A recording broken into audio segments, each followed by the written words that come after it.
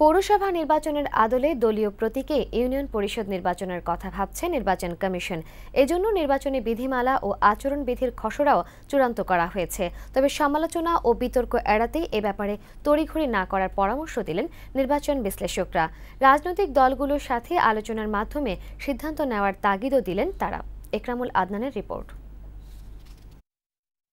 30 December সারা দেশে একই দিনে 234টি পৌরসভার নির্বাচন সম্পন্ন করেছে নির্বাচন কমিশন। এবার আগামী মার্চ মাস থেকে কয়েকটি ধাপে সারা দেশের 4544টি ইউনিয়ন পরিষদের নির্বাচন করার সিদ্ধান্ত নিয়েছে কমিশন। এ নিয়ে প্রধান নির্বাচন কমিশনার কাজী রকিবউদ্দিন আহমেদের সভাপতিত্বে কয়েক দফা বৈঠকও করেন কমিশনাররা। এইসব বৈঠকে পৌরসভা নির্বাচনের আদলে দলীয় প্রতীকে প্রথমবারের মতো ইউপি নির্বাচন করার সিদ্ধান্ত নেওয়া হয়।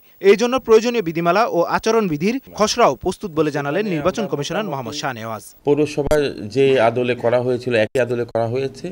সাথে সাথে আমরা যেমন পৌরসভায় যেমন কাউন্সিলর মারা গেলেও আবার নির্বাচন বন্ধ হয়ে যাওয়ার একটা বিধান ছিল, সেটা থেকে আমরা সরে এসেছি। তবে এই ব্যাপারে তড়িঘড়ি না করার পরামর্শ দিলেন নির্বাচন বিশ্লেষকরা। তা না হলে পৌরসভার মতো ইউপি নির্বাচনের বিধিমালা নিয়েও সমালোচনার সুযোগ রয়ে যেতে পারে। রাজনৈতিক দলগুলোর সাথে আলোচনার পরামর্শও দিলেন তারা। পৌরসভাতে দেখছি যে সেখানে আইনের মধ্যে অনেক ফাঁক ছিল, অনেক ফাঁক ফোকর ছিল। সেসব ফাঁক ফোকর ইলেকশন কমিশন ঠিকমতো ইমপ্লিমেন্ট করতে পারে নাই।